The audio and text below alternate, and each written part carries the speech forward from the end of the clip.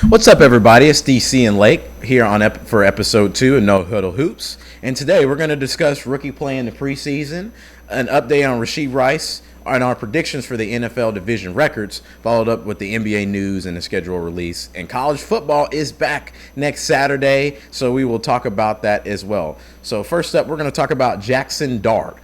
He completed 12 of 19 passes for 63% completion percentage, 154 yards, and 1 touchdown.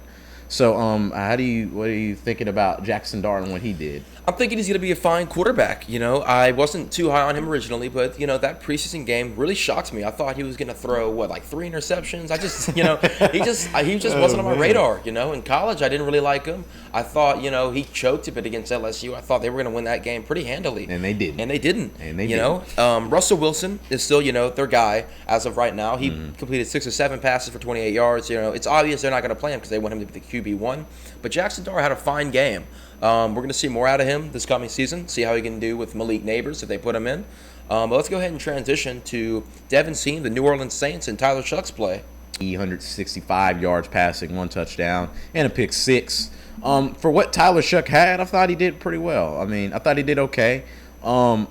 He got And it's obvious the Saints drafted this guy to come in and immediately produce because of his age. He spent a lot of time in college. He's clearly, the best guy to take if you're NFL ready. So, that interception against the team's backup defense did not look pretty. But he had a great touchdown pass. I'm not high on Tyler Shuck. I don't think he's going to be very good, but as of right now, he's looking okay. He's looking like he's going to do, he's stable right now. We're going to see what the Saints do with that starting offense. Right. Let's transition into sort of an underwhelming quarterback. Cam Ward did not play up to everyone's expectations as the number 1 pick, I understand. He only threw 8 passes. He went 5 of 8. He had a quarterback rating of 89.1.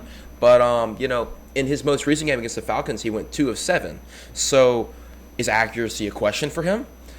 Is that going to be a problem with the Tennessee Titans starting offense? I think he played 2 drives. Accuracy, yeah, but he played 2 drives. His lax quarterback play, it's just not going to work in the NFL. Mm-hmm. We're going to see how he can, change up his stuff. You can't be lax in the pocket like you were at Miami. This is not college. This is not the ACC. So we're going to see, hopefully he can transition into a better quarterback. I actually have the Tennessee Titans going 8-9 this year, which is a drastic improvement of what they were, just last season. So I hope he can lead them. I hope Cam Ward is the quarterback everybody thinks he's going to be. And, he can prove the doubters wrong. Right. But as of right now, I think he's pretty underwhelming. But now we're going to transfer into, my offensive rookie of the year pick, Travis Hunter, as the Jacksonville Jaguars took on the Pittsburgh Steelers, losing the game 31-25.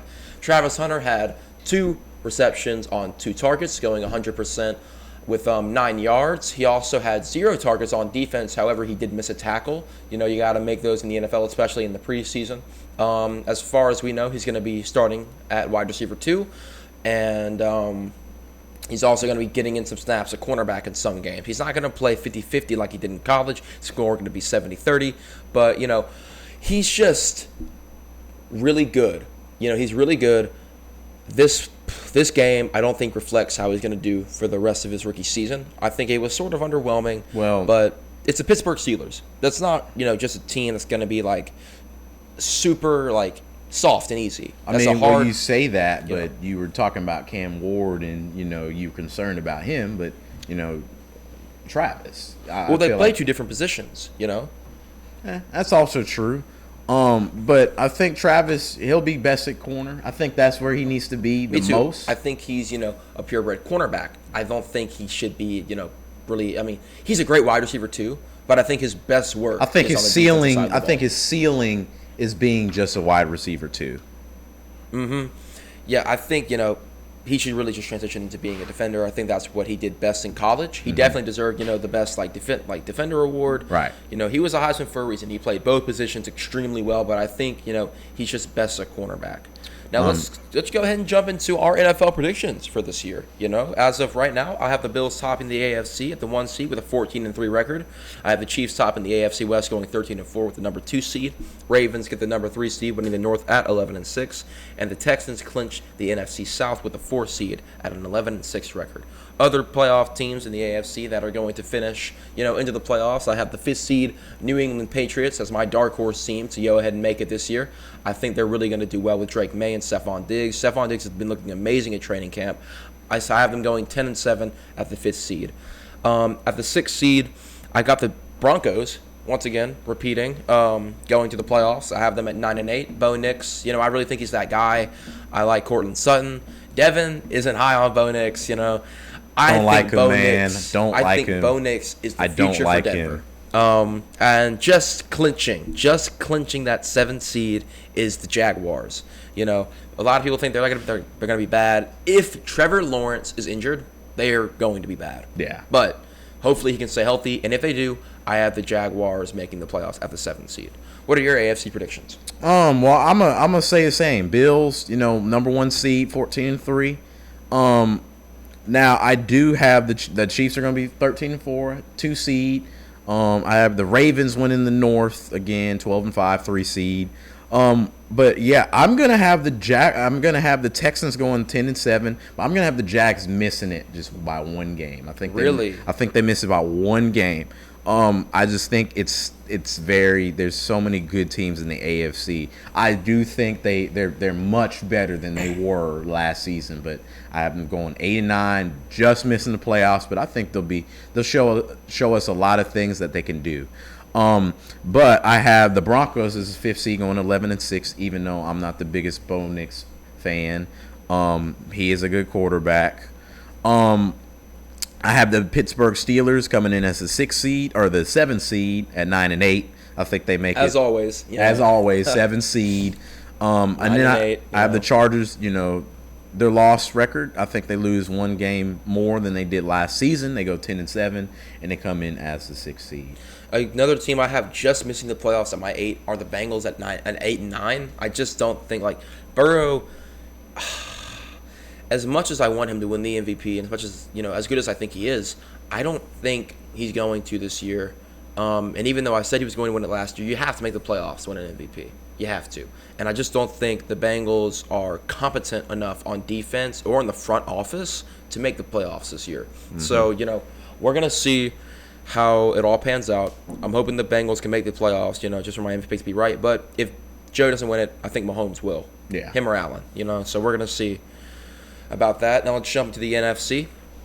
I have the Eagles winning the NFC, going 13-4, the 1 seed. I have the 49ers coming back to glory, topping the NFC West at the 2 seed, going 12-5.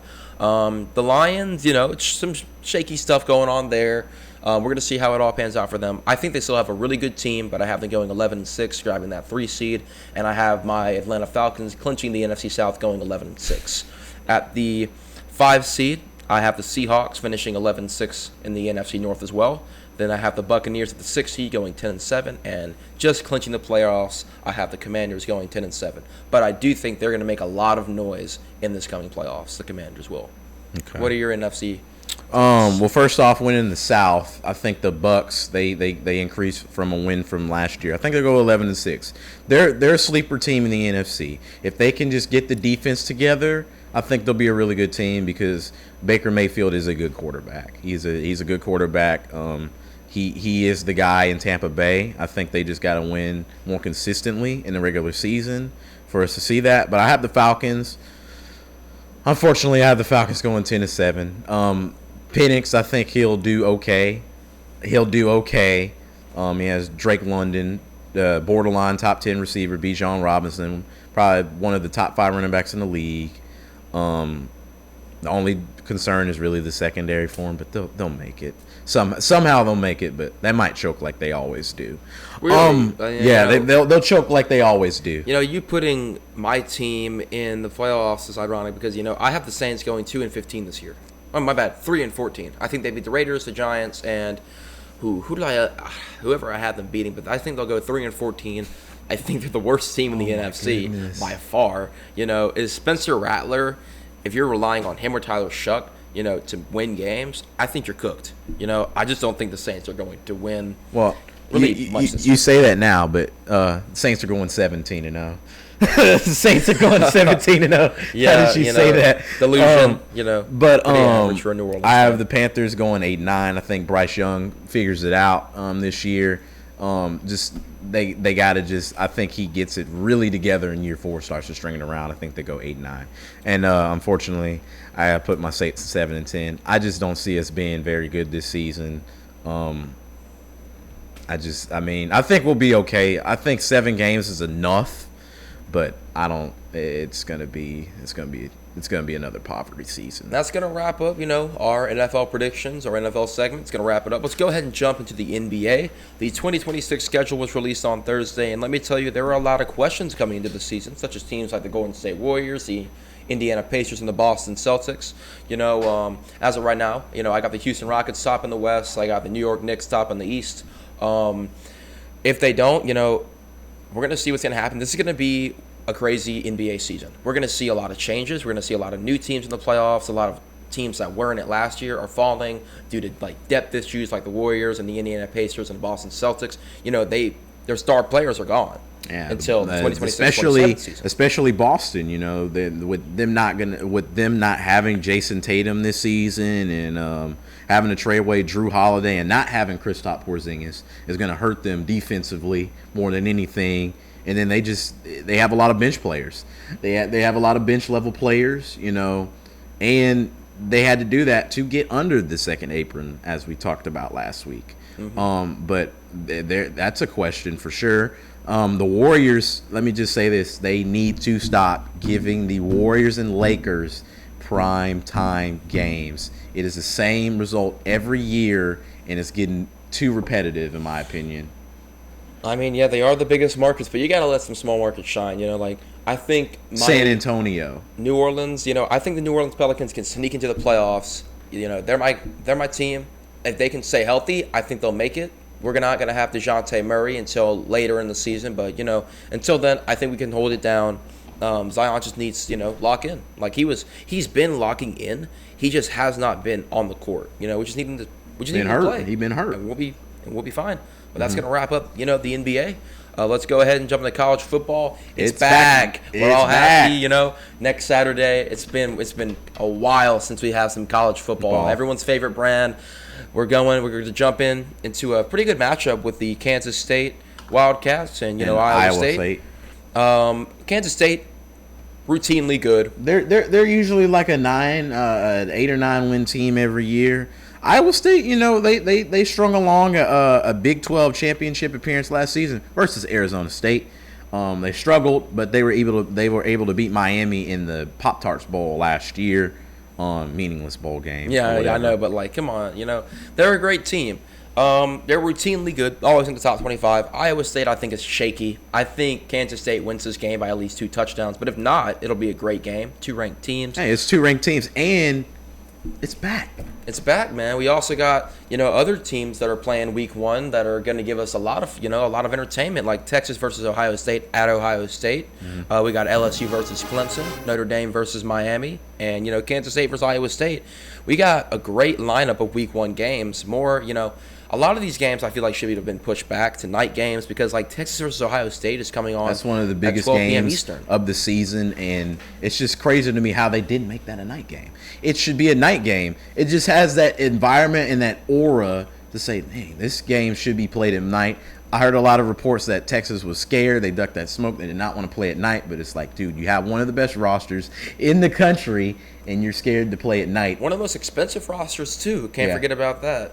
They're afraid to test Arch at night, I'm willing to bet, If he plays good this game, he might just be the Heisman. Who knows? Whoa, that's hot. It's a stretch, it's a hot take, but that's hot. If he can walk into Ohio State and come out with a win, what can't he do?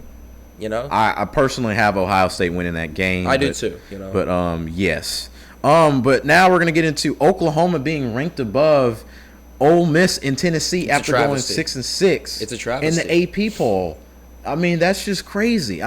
Oklahoma didn't even go. They went 500, and they're being ranked above teams like Ole Miss and Texas. In Tennessee. Who made these rankings? And then you have Penn State at number 2 over Ohio State, who just won the championship. I know, like, this AP poll is trash. Like, we all know this. It's bad, it's man. bad. It's really bad. Why, Penn State, they have my Heisman pick. They have a really talented roster. But number 2, that's a little high. I think, maybe 6. For some reason, that's where Notre Dame is at. And it's like, wow, man. Notre you Dame, guys got Texas Notre at Dame. number 1. Are we really counting who's the best team anymore? Or just, who has the most expensive roster? Like, what are we counting? No. But, as far as that goes, we're going to go ahead and wrap it up. Thank you for joining us on No Huddle Hoops, episode 2. We'll be back here next Sunday. Thank you all for coming out. Leave a like, subscribe to our content, and that's going to wrap it up. We'll see you here next Sunday. See you.